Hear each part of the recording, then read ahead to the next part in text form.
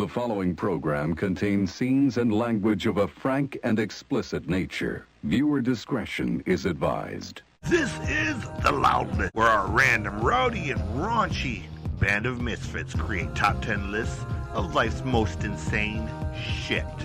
Be scared. Nothing is off limits. So congratulations. You just made the list! I'm the Music Gods playing, and this is another edition of The Loud List. I believe this is show number 17, if I remember correctly. For this one, we have the beautiful, wonderful, amazing Harley. She has come back so that we can do an idea that we've kind of had on the burner for a minute. But, life throws stuff at you. And, life is life. You got to handle that before you can do crap that it doesn't really earn you any money. So with that said, I will let her introduce herself and give you some background if you haven't heard the previous episodes so that you will know who she is, where she's from, what she does, all that fun stuff.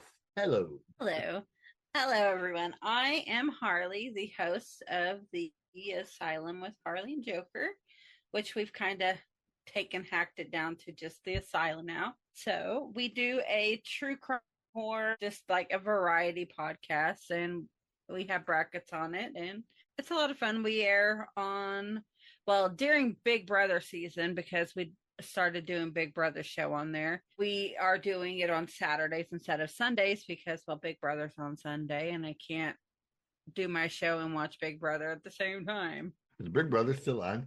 I didn't even realize it was still on. It's season 27. I was going to say, I haven't watched it in season 1, and then I got kind of pulled into this, so it is what it is. I think the last season I watched was 14. Yeah, 15. I haven't watched it until last season I actually watched was season 1 many years ago, and so I'm watching this one. Yeah, the last one I watched, the one that had the rock star dude and his daughter on it. I think it was 13 or 14 or something. Anyways, today we're doing, it's a top 10 list with a bonus list. I'm not really going to call it a top 10 list because my list it was hard just to narrow it down to just 10. Yeah, I don't necessarily have, I didn't order them. You're going to get 10 and then you're going to get the bonuses. So speaking of bonuses, we will start with Harley's bonus list. And let me get this over here because I don't have. All right. Do you want to go back and forth or just name them all at once? You're going to do all your honorable mention. I'll do all my honorable mention, and then we'll go back and forth. Okay, so main 10. This was kind of hard for me. So I Want It That Way by the Backstreet Boys because, I was in the 90s. I was like teeny bopper in the 90s. And, I was boy band era in the 90s, the early 90s. Okay, then I have I'll Come to You by Hanson. And then I have Tevin Campbell, Tell Me What You Want Me to Do. Hold on, let me get these typed out. Hanson, which one was it? I'll Come to You. Oh, I love that song. I like that one better than Bop. I would say that was actually one of the better. That one, and there was another one like towards the very end. My headset's single battery. I don't remember I'll have to look up that record. There was another one. My son Zach's mother, she was a fan. And I teased her because I thought Mbop was the silly dumb song and that they were going to be like the silly band.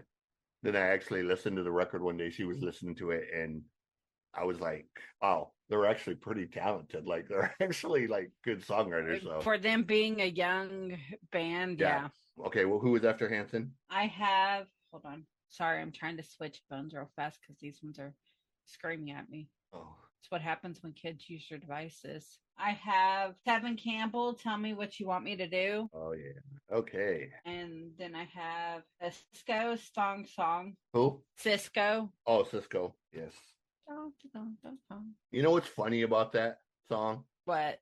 A lot of people don't know or don't realize the guy who wrote the thong song is also the same guy who wrote Wanted Dead or Alive and You Give Love a Bad Name. It was written by Desmond Child. He also wrote Living La Vida Loca by Ricky Martin. So, and then why is it connecting to other devices? Okay, I've got Korn Falling Away From Me. Yeah. And then I have Meatloaf's I Would Do Anything for Love, but I won't do that. And then I've got, Yep. Are you connected? Yeah, you're connected. hold on one second. Okay. Can you hear me? Yep. Okay. And then my last one is Keith Sweat's Twisted. Oh, yeah. But with that one, it was hard to pick which one I wanted to put in my honorable mention or in my top list. Okay. So for my honorable mentions, I ended up with a list of 18 songs. And as I stated before we started recording, I kind of divided the list. The 10 main songs are going to be the ones that when you hear them, you just crank the radio. The honorable mentions are the songs that maybe you don't crank the radio, but you definitely sing along to. You bob your head. Those songs that you play and repeat. So the first one for me that came to mind, a lot of these on my honorable mention are ones that were played. I DJ'd a lot of parties for the dormitories when my first year of college at Saginaw Valley State. We would have dorm parties. So me and my college roommate DJ'd a lot of these, and a lot of these are songs that were big at those parties. So the first one is Alana Miles with Black Velvet. Next one is Mark Cohn with Walking in Memphis. All right. So we had some leg there. I thought it was B for a minute. I'm like, no, that's my internet. Comcast better not be working on shit. We will edit this. The next one, I don't know if it caught it or not, but the next one we had to throw in the white boy. We had to throw in Snow with Informer. Don't know half of what he says. And ironically, Snow is still around.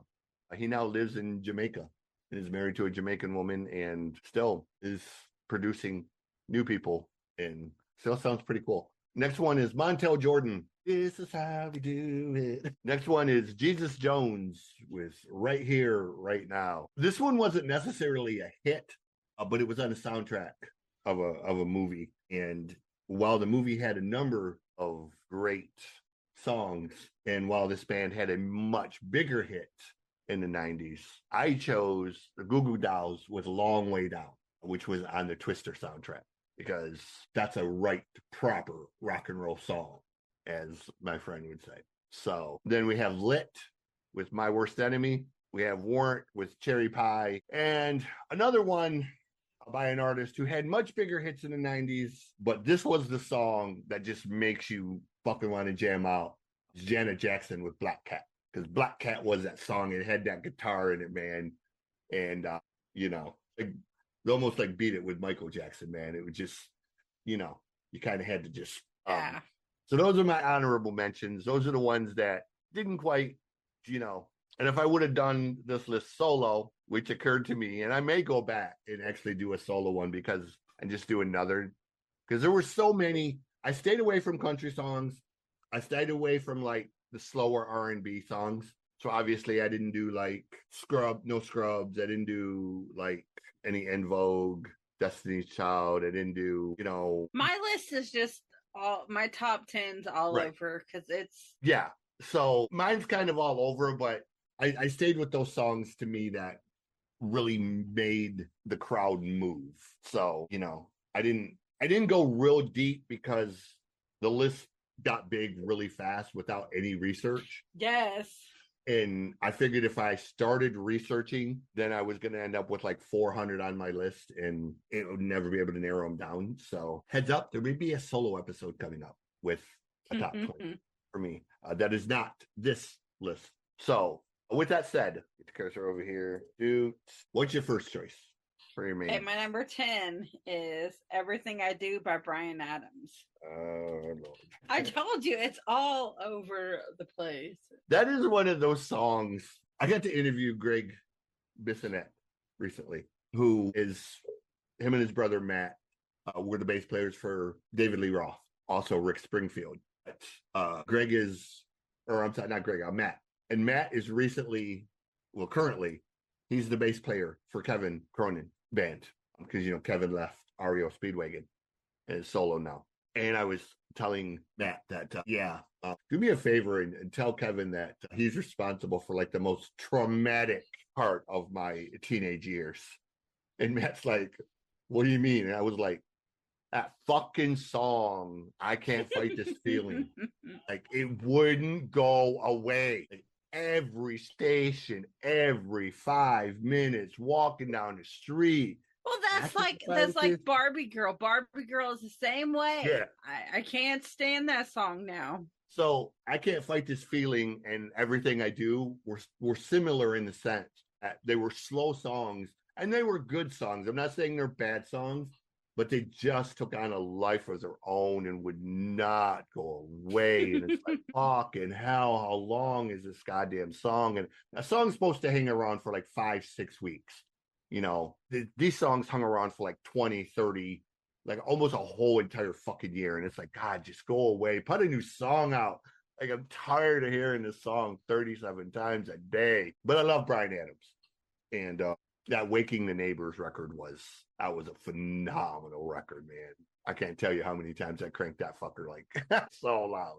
First one on my list, number 10, and it was the first song I thought of immediately because it was one of my favorite songs, House of Pain, Jump Around. You know, it's just one of them big, giant, bombastic songs. I was a fan of Everlast actually before he formed House of Pain. He had a solo record before that. He was actually signed to Ice-T's label. He was the token white boy on Ice-T's label called Syndicate Records. And he had a song called I Got the Knack. And I had that record because huge fan of Ice-T, and hey, white rapper signed to Ice-T's label, got to have it. And when Jump Around come out, I was like, God, I know that voice. Where I know that voice from? Because I hadn't seen pictures of him or nothing. And it's like, I know that voice. Where do I know that voice from? You know, and when I saw the picture, it was funny because Everlast is actually, he was raised in California, born and raised in California and in Chino Hills. And he had moved to Boston.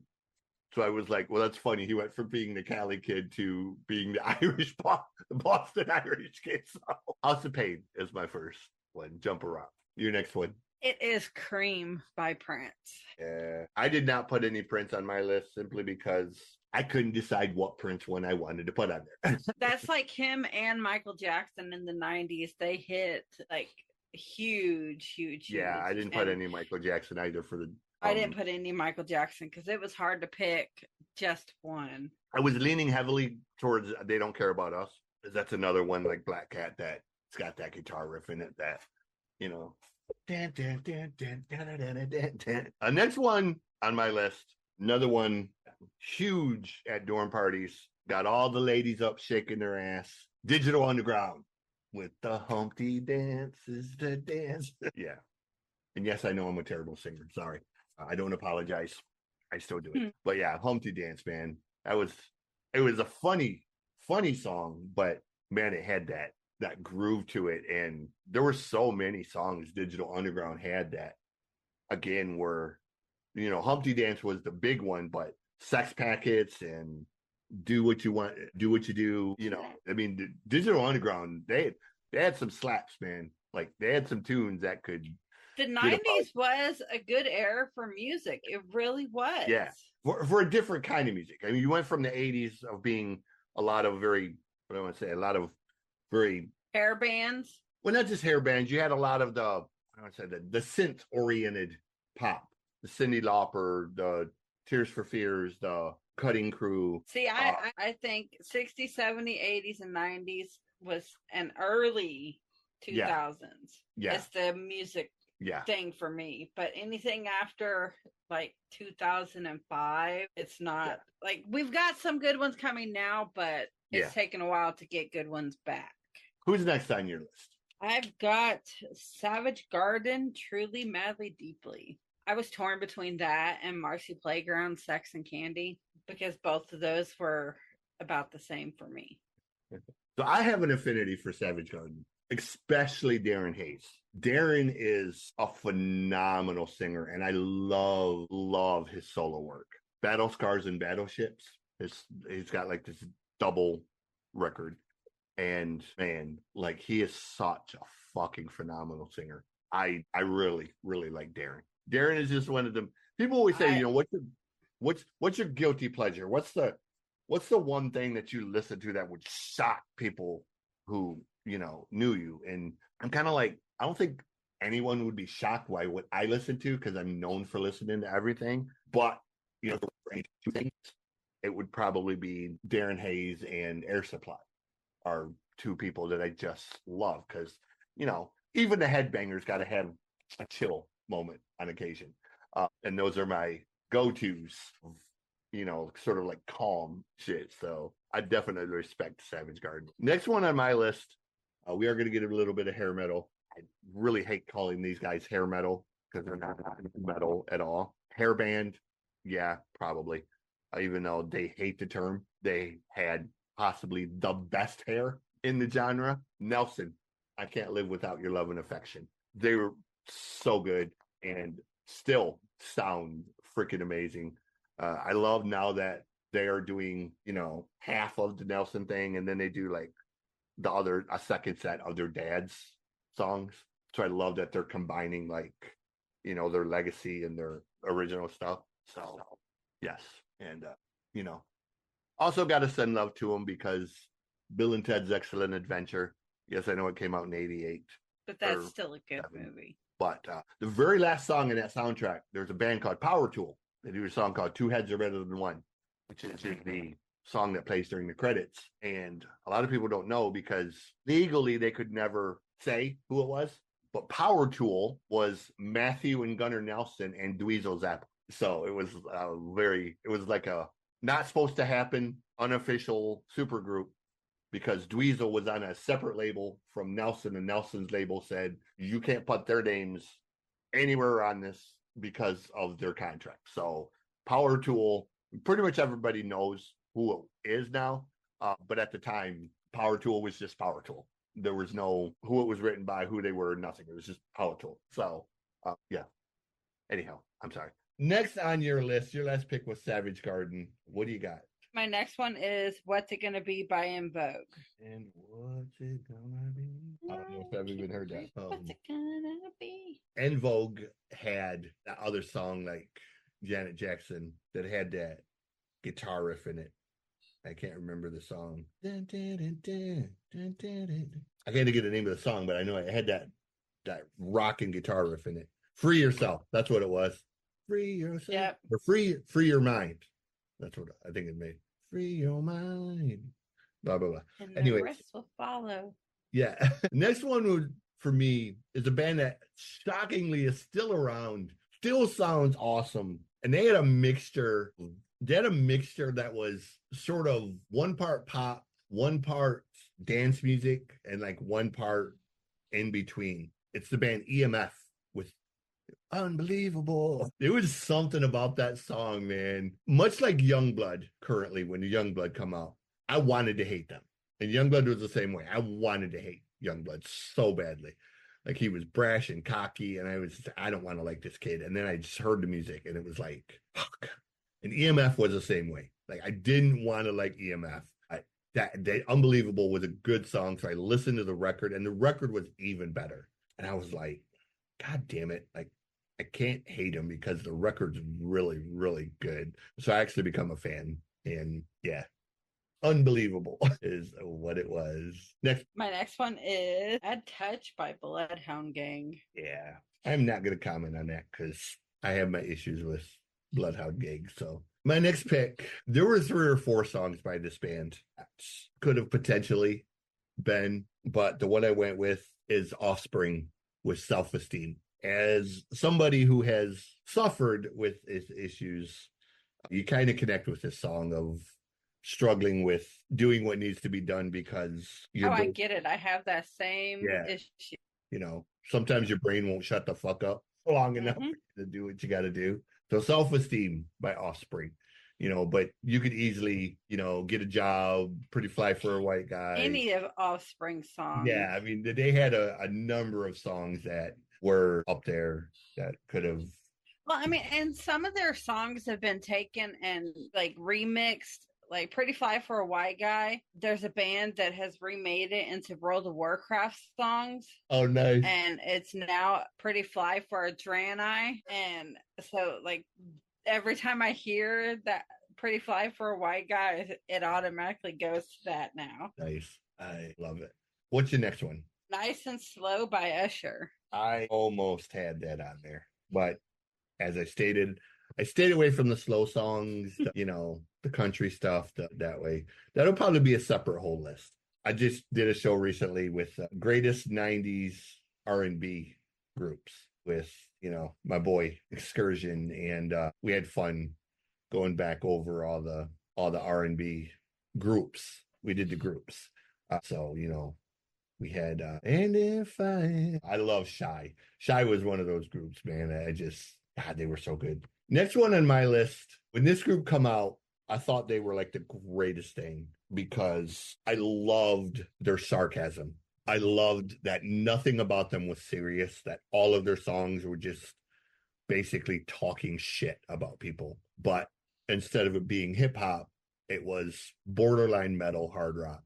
It was Ugly Kid Joe with I Hate Everything About You. And I almost chose Neighbor, but I chose, because it was just, that song came out right at the same time as Nirvana's Smells Like Teen Spirit. And literally you could turn MTV on at the time and those videos would play back to back repeatedly throughout the day. And that video of them on the beach with a blow up doll, it was literally just them putting a middle finger up to all of the conventions of society. And then they followed it up with Neighbor, and it was just like they were literally thumbing their nose at, the whole PC thing before it even exploded. And, Whitfield he performed the song right before Youngblood at the Sabbath thing. And he still sounds really, really great. And I was like, damn, for a guy who hasn't seriously toured in 20 some years, our boy could still fucking rock his ass off, man. I was like, damn. Yeah, Ugly Kid Joe needs to come back out with a new record. So next on your list. I have Nobody by Keith Sweat. You went with all the baby making songs. Oh, Keith Sweat, man, I like Keith. Keith was one of those guys that, him and Barry White, Luther Vandross, Shy, and they had that baby making music. That's why there's so many damn 90s and 2000 kids, because of music. My daughter's in 2004. I'm saying. The next one would not have been on my list, except in the process of making this list, I had to run to get ice from Meyer. So right before I left, I was listening to Digital Underground, the Humpty Dance song, on my YouTube Music. So I got in the car and I hooked it to the Bluetooth. And as I started down the street, Humpty Dance finished and this song came on. And I was like, damn, I would have totally forgot this song. But it was another song that when we did the dorm parties was this slapping song. Ina Kamosi with Here Comes the Hot Step. It was just another one of those songs, man. It had that beat and cadence to it that, it was a badass song. And as soon as it started playing, I was like, oh, damn, I forgot that one. That was a jam. That was definitely one that, you could have an empty floor and that one everybody would get up and get down to that one. So, yeah. Next on your list. My next one is Keep Your Head Up by Tupac. That's funny. We're pretty close for our number threes. I have Tupac, but I have California Love.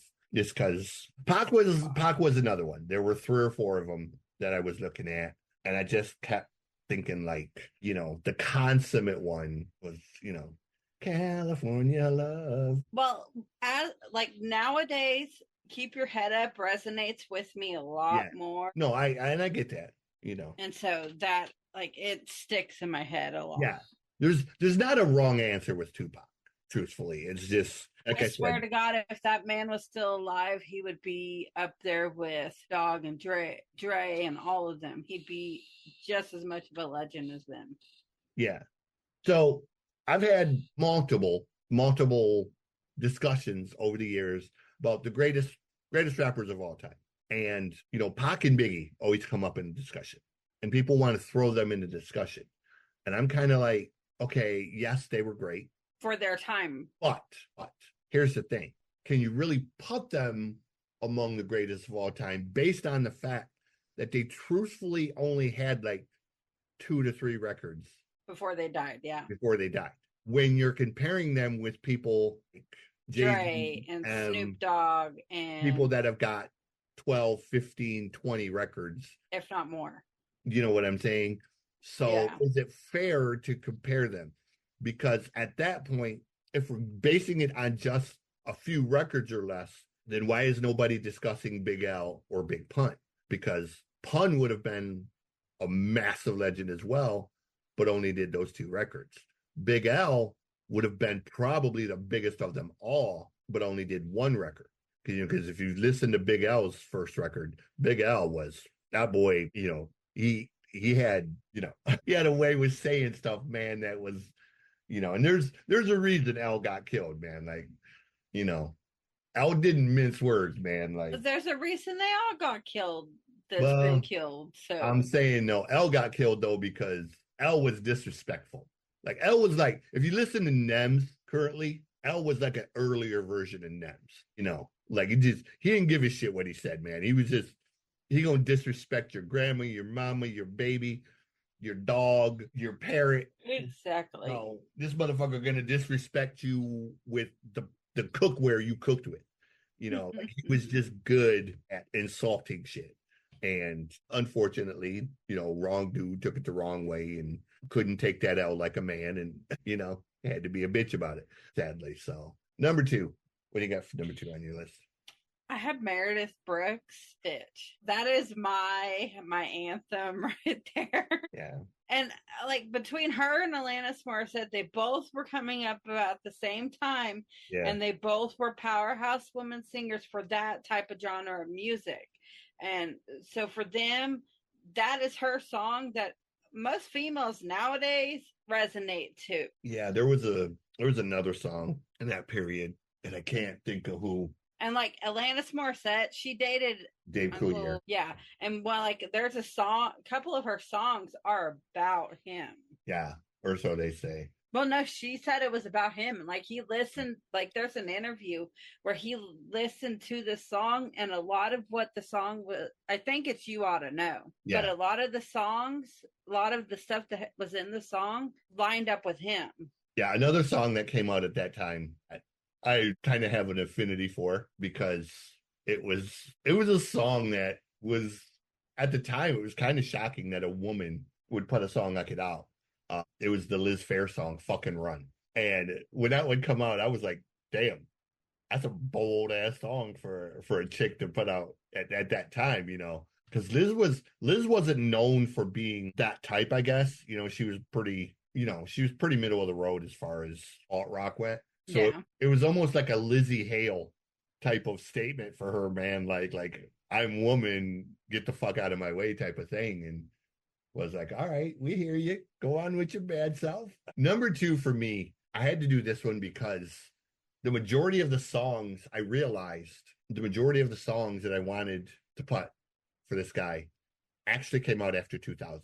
So DMX, the Rough Riders anthem, and my immediate thought was, What Your Bitches Want and, all the other ones. And then I realized that record came out in the spring of 2000. So I was like, damn. I was looking at his pre-2000 songs, and this was the one that, first it had that big, massive track, and, it had that stop, drop, open up, shop, and DMX, man, that voice is just, one of the most recognizable voices in all of, music. Like, there was no mistaking X-Man. Like, that growl was just unmistakable. So that's my number 2. Number 1, the last song on your list, the big boy, so to speak. My number 1 is All for Love by Bryan Adams, Rod Stewart, and Sting. I can't spell. And that one has been in so many movies, and so like that song alone, just when you hear the start of it, what you're getting. And those 3 together doing this, that was a powerhouse right there. Just them 3, especially in the 90s. Yeah, for sure. Like I can't hear this song without thinking of Three Musketeers, because that's yeah. So the final song on my list was a song. It wasn't the first song I heard by this band, but it was a song off their first major label. And it was a song that, again, you could have almost an empty room. And as soon as the opening guitar riff hit, didn't, you know, and then, do you have the time to listen to me whine? That I love that song. Oh yeah, my gosh. And so- I completely forgot about them on my list. Yeah.